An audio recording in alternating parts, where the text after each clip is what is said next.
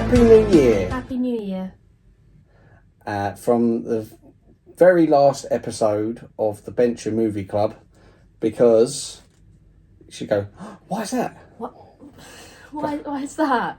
Because we're changing the name to Just That Film. That'll be the first episode of the new year.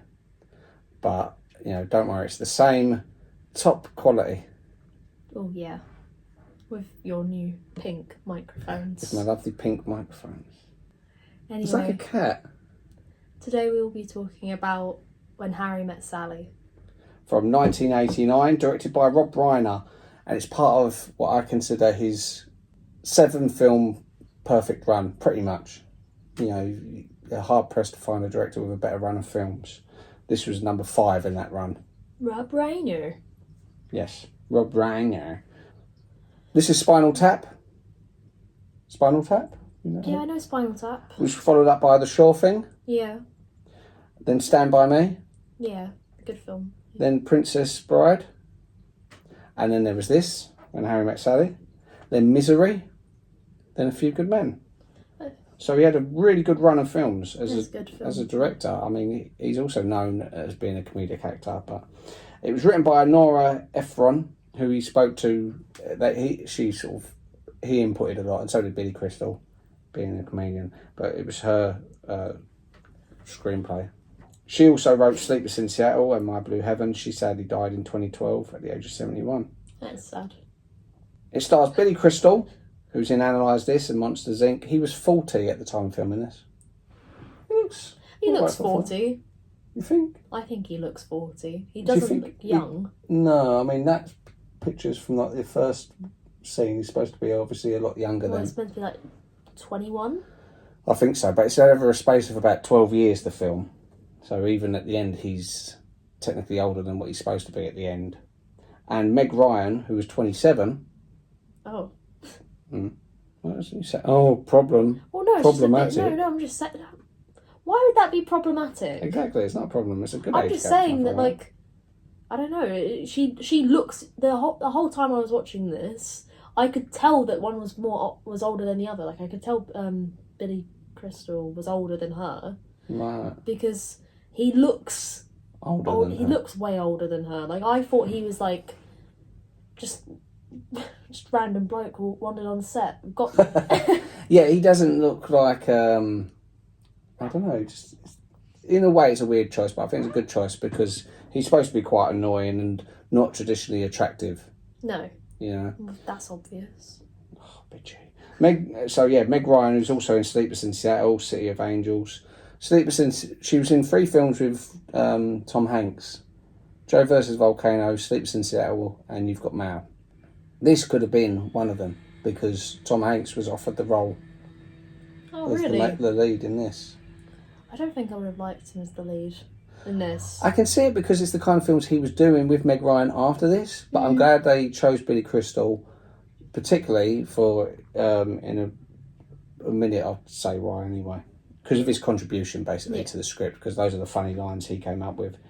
You've also got Carrie Fisher, who's of course from Star Wars, Family Guy, Drop Dead Fred, who's of course also sadly died of cardiac arrest caused by sleep apnea in 2016. That's sad. I think I've got sleep apnea. I don't think you do. I don't know. Well, you'd need one of the bloody machines if you had sleep apnea, wouldn't you? Or am I thinking of a different thing? What, like a Zoom bot thing?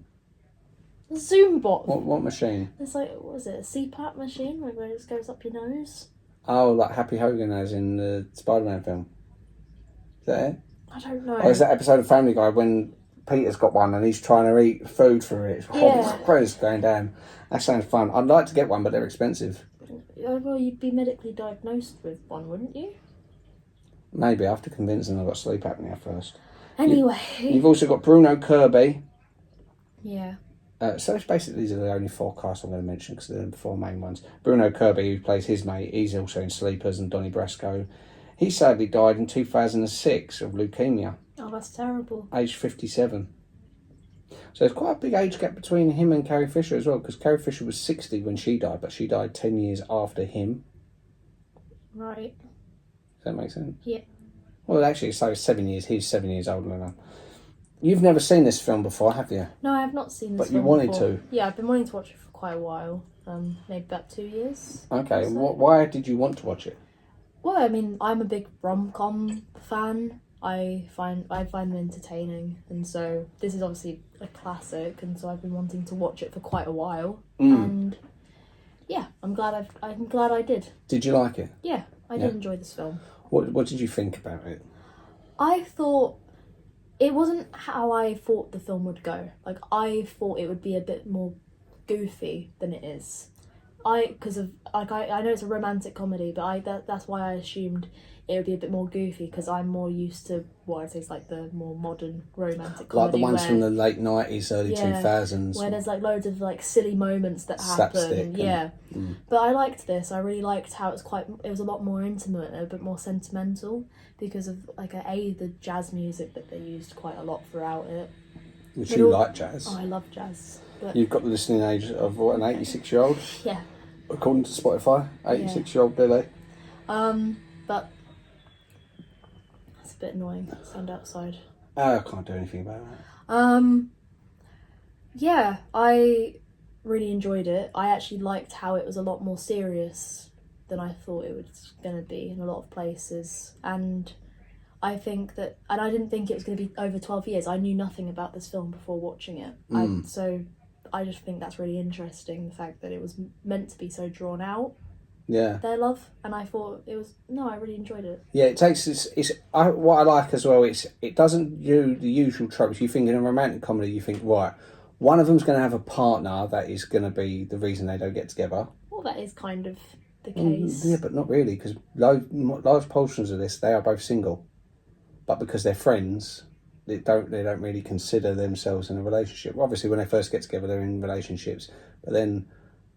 And then the next time they meet, they are. Mm-hmm. But then after that, they're both single. Yeah. You know, so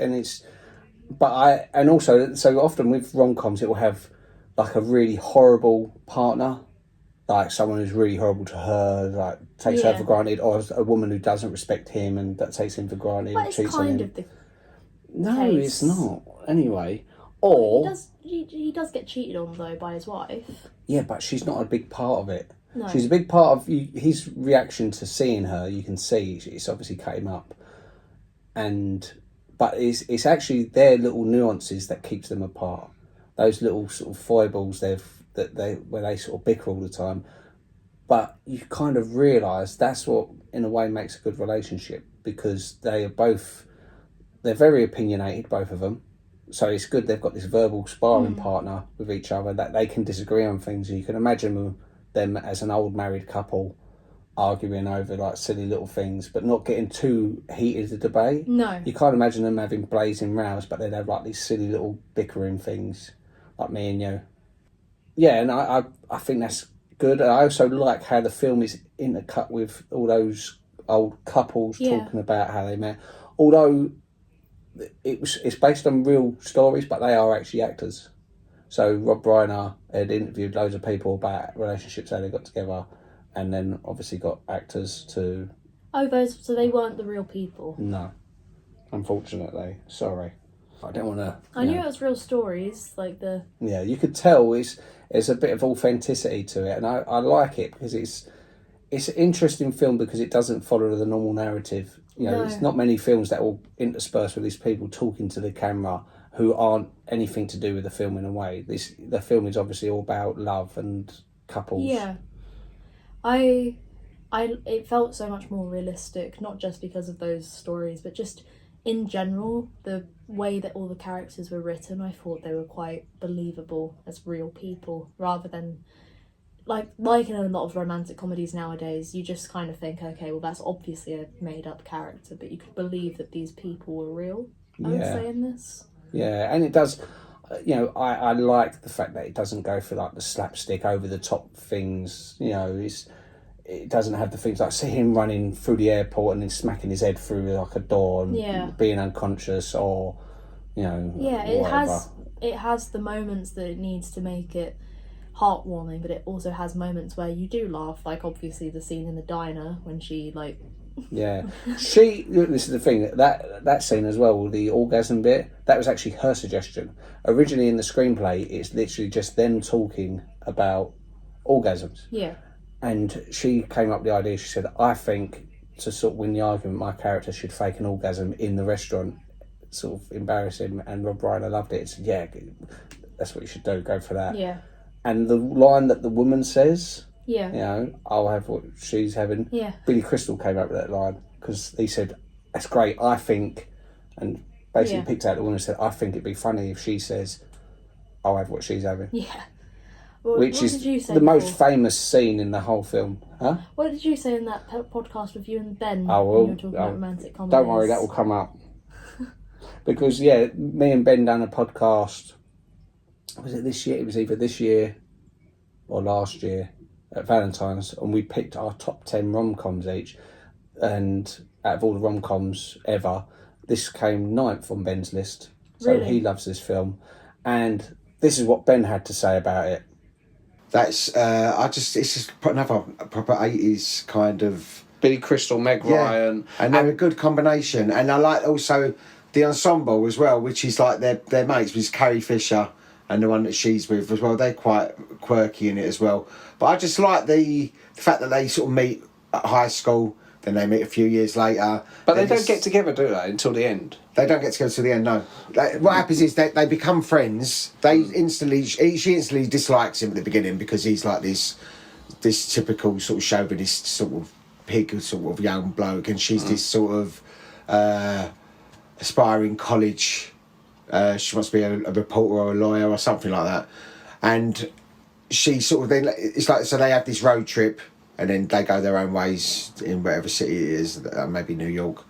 Then they sort of cross paths. A couple of years later, then they cross paths even later. So they're both sort of single when they meet the third time, and they become sort of friends. And it's that kind of thing: can men and women be friends without sex getting in the way? Anyway, then there is a point when they actually do have sex. Then he sort of pulls away, and it sort of ruins their friendship. So he pulls away. He pulls away, yeah. But I think. And then, because he doesn't give her what she wants, it's like, and then it's the emotions in it, and it's like that big debate, like, can men and women be friends without sex?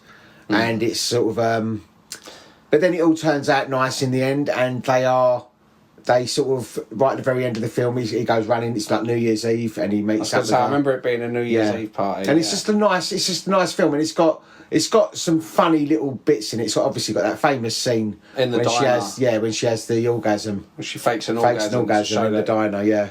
And the other woman says, "I want an orgasm." Yeah. And she goes, "I'll have what she's having." Oh yeah, I'll have what she's having. Yeah. No, it's a good film. It's a nice feel good film, and it's like you forget how good it is until you watch it again. Was this before or after Inner Space? Do you remember? It's after Inner Space. This is her when she was starting to. I think this then made her a household name. Yeah. You'd know her name from this. You didn't know her name from Inner Space. Yeah. You knew her name after this, and then she started doing the rom-coms with Tom Hanks, like Slips in Seattle, You've Got Mail, all that kind of stuff. Then she started pulling herself up and become like America's Sweetheart. And arguably Billy Crystal as well, because even though I'd seen him he'd been in loads of things. Yeah, he was in Soap. He was famous for a sitcom called Soap. And I think he had a ventriloquist puppet in there. Yeah, I think he was in Princess Bride, Spinal Tap. The guy who directed, Rob Reiner, who of course directed, what was your 10th one? Sure Thing. This is his as well. This is his as well, I think. Right, yeah. I remember Rob Reiner done like about 6 films, which were all well received, great films, like in a row. He had Spinal Tap, Sure Thing, Harry Met Sally, Stand By Me, Few Good Men, Misery. Yeah. It was like 6 perfect. Brilliant. And they're all so different. Yeah. That's they right. are really good, different tones. Podcast. I think maybe at the Sure Thing podcast you might have mentioned that. But so that's why. That's why I like it. It's just a nice feel good. It's better than you realise when you rewatch it and you look and go, it's actually a really good film. And I need to watch it again. Yeah, I think you'd like it. I watched it about 10 years ago and I remember liking it. Yeah. But I also thought we will review it one time. We will review it and then you can watch it again and then you will sort of see that it's nice. It's just I think anything that sort of reminds me of like the 80s and stuff. It's a nice throwback. Ben's so funny. That's us cutting back. to the podcast. Right, Ben, what you like? No, good points, Ben. No, you're right. It is a great film. I do really enjoy it. You know what? I'd never seen it properly until a couple of years ago. I thought, you know what, I want to sit there and watch it. And I watched it and I enjoyed it. I enjoyed it even more this time round. Did you? Yeah, because I think maybe the first time I was watching it, I was expecting something different, like you were saying, like a typical rom-com. Yeah. But it isn't. It's character driven. It's all dialogue driven. There's no like silly moments really. No. You know, even the bit where at the very end he decides I'm going to run to the party to talk to her. It's not like one of those things where him slipping on ice or jumping in the taxi and the taxi goes the wrong way or things like that. It's simply just him running there. Yeah. And then catching her. It's not like he misses her or anything. So it's just, it doesn't go for the cliches. No, it's really original. I just wanted to touch on what you said earlier about Tom Hanks was originally suggested for the role. Do you know who else was in line for the role? Who? Richard Dreyfuss and Michael Keaton were also considered. And for the role of Sally, Molly Ringwald. Oh. Which would have been interesting, I think. Yeah, see, Molly Ringwald was really on a high at that point, and 89, I think she'd finished all her John Hughes tenure. Yeah. And she was looking to develop more as an actress. I think this would have been perfect for her. I think so too. I honestly can see her in the role. I mean, I think that Meg Ryan did a great job, but I think that I could definitely also see Molly Ringwald playing this character well.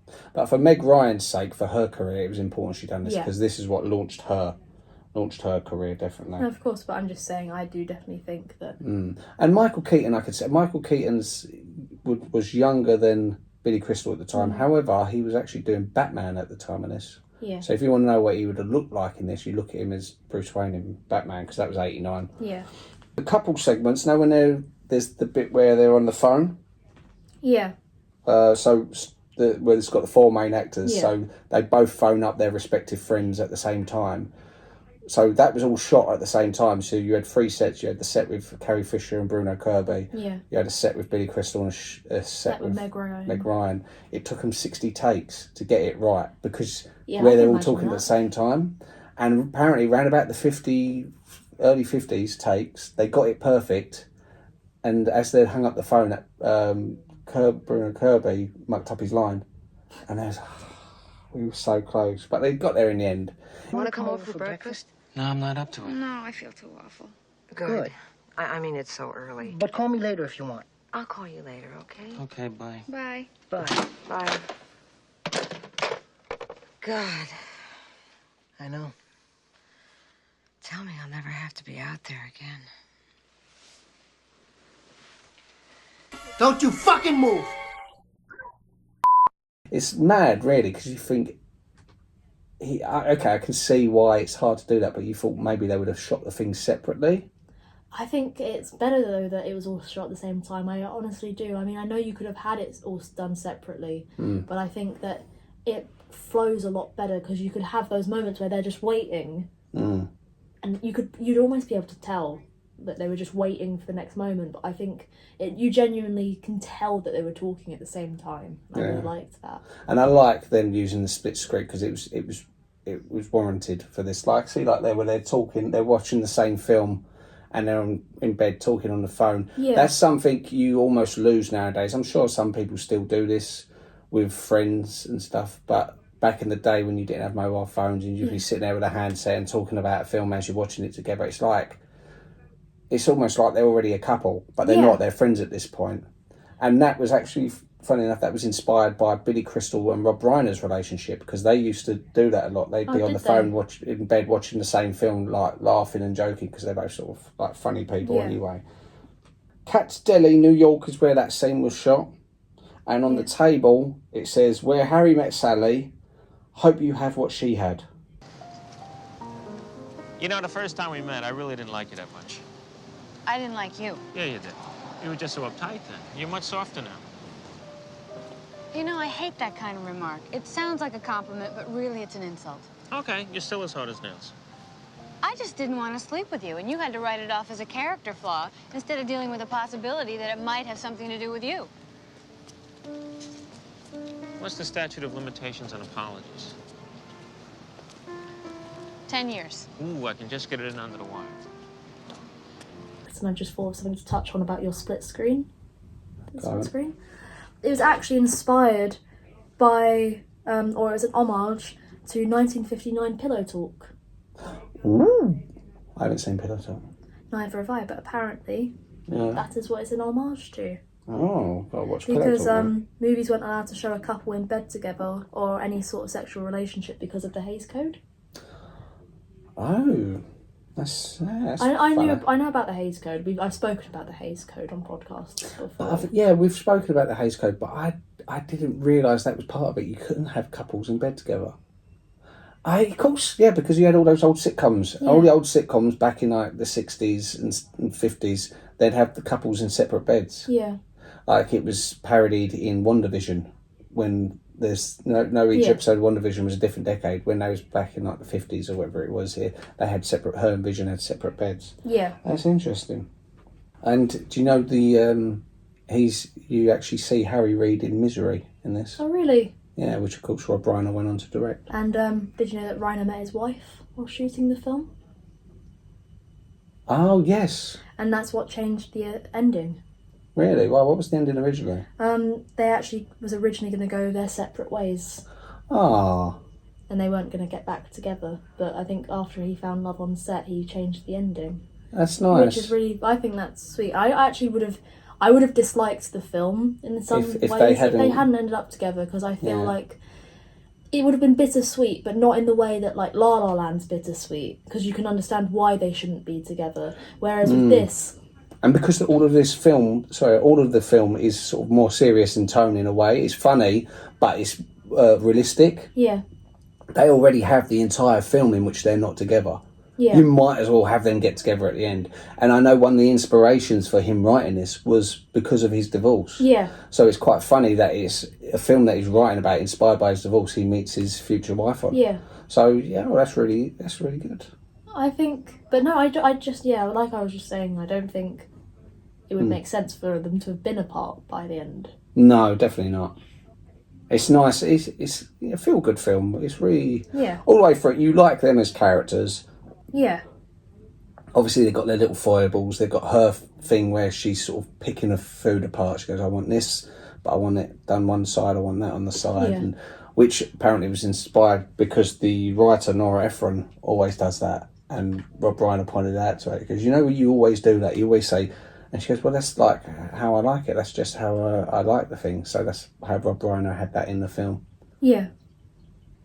Molly Ringwald did actually end up eventually playing Sally. Oh, what on stage? Yes. Oh, okay. Which is interesting. Yeah, she make a good Sally. She's an affable person. Yeah. That for the rest of the day, we are going to talk like this. Like this? No, please, to repeat after me. Pepper, Pepper. pepper, Pepper. pepper, pepper. Pepper. Waiter, there is too much pepper on my paprikash. Waiter, There is too much pepper on my paprikash. on my paprikash. But I would be proud to partake of your pecan pie. Oh, no. But I would be proud But I would be proud to partake to partake of your pecan pie. of your pecan pie. Pecan pie. Pecan pie. Pecan pie. Pecan pie. Yeah, but overall, it's a good film. I really like how it shows seasons. It shows Christmas. It does feel like an autumnal film. Oh yeah, I genuinely, even though it shows seasons the entire time, all I can think is that they just end up at the same place every autumn. And I think that symbolically is really nice, because autumn is always the season of change, and by the time that they meet each other every time, they've changed as people. Yeah. But what stays the same is the fact that they're obviously meant for each other, and I think that's really nice as like a visual motif in the film. Yeah, absolutely. And I also think, okay, it's got a little bit of Christmas. It's a perfect time of year to watch this, but Yeah. also how it ends at New Year's Eve, I think is not nice, because when they're saying about old acquaintance being forgot, and they're starting the rest of their life together. Yeah. And it's one of those things. I've always wanted to spend one New Year's Eve, say, with a partner at a fancy ball, and Yeah. having like nice and counting down the new year, because usually New Year's Eve is crap. Like they even say that in this. It's slightly more enjoyable when you're younger and there's a group of friends having like a little party thing. But when you get to my age and you're falling asleep at 10 o'clock, it's like, I'll stay awake to count. I don't want to count. I mean, I don't know if I'll do it this year. I might just fall asleep, especially since I'm flying early the next morning. But hey, but no, yeah, it's a good film. I like it. No, I do too. I think if I was to make a list of my favourite rom-coms, which I wouldn't know off the top of my head, so maybe that's a future podcast, but I think it would potentially make the top 10. And I think it is one, based on my own experience, I think it's one that if you watch it again, you'll probably appreciate it more, especially now you know the pacing, you know what kind of film you're getting into, because sometimes expecting one type of film and getting another is good, but it's sometimes even better the second time around, because then you think, like a comfort film. Yeah. You know, and where you said, I know you like autumn and jazz and easy sort of going thing. You know, there's no huge trauma, none of them, huge trauma, nothing really bad is going to happen to either of them. It's nice. I like the film.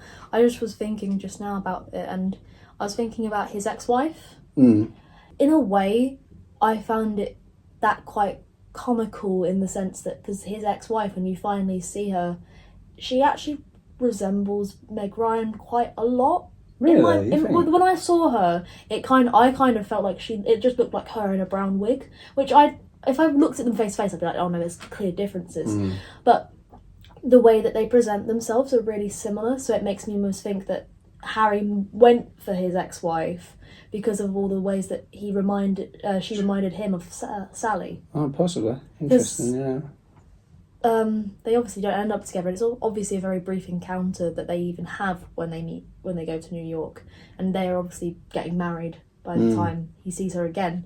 But the way that he was saying that, she makes me laugh or something, was that one of the things he said? And I'm trying to remember as well. You better remember, because I ain't cutting it out.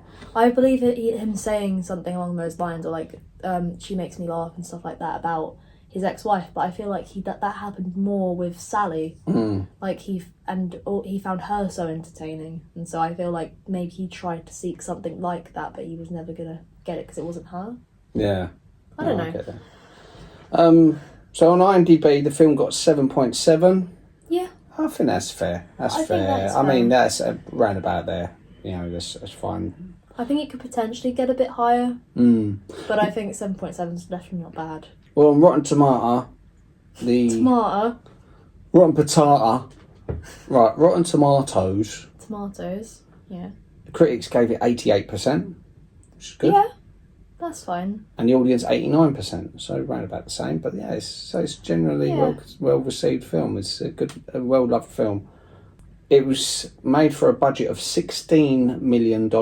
Yeah. And it went on to make $92.8 million. So it was a good return as well. That's a good return. Very successful film. Helped, like Billy Crystal had been in things before this, but usually smaller parts. Yeah. I think this is his first proper lead in something. Like he'd been in Rob Reiner films like Spinal Tap. I remember him in that, working in as a waiter. And in Princess Bride, he's got quite a funny little part, where he has like this one scene in that which he's making people laugh. So yeah, that's a good film. I enjoyed it. But so yeah, that was the Bencher Movie Club. That was it. Now it's just that film. Just that film. We've got to work on music. Yeah. But yeah, and also that was When Harry Met Sally. But yeah, so next week we are starting the new year, new podcast name. And the film Ben has picked is Scrubbers from 1982, a British Borstal-based prison drama. Be interesting. It would be interesting. It'd be exciting to see that. Yes. Okay. And interesting. Interesting. Yes. But please like, subscribe and share, and check out our new channel next week, which is going to look exactly the same as this. Well, same channel, new name. New pink fluffy microphones. Anyway, thank you very much for watching, and we will see you in the new year. Bye-bye.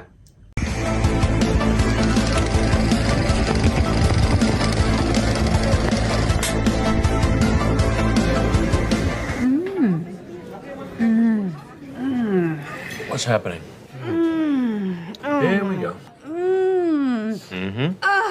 Oh my God. Oh, boy. So good. Shut up, Meg. It's just, woo! Oh, Oh. this one's real. Yes! Yes! Yes! Lunch and a show, huh? How about that? That is a sandwich. I'll have what she's having.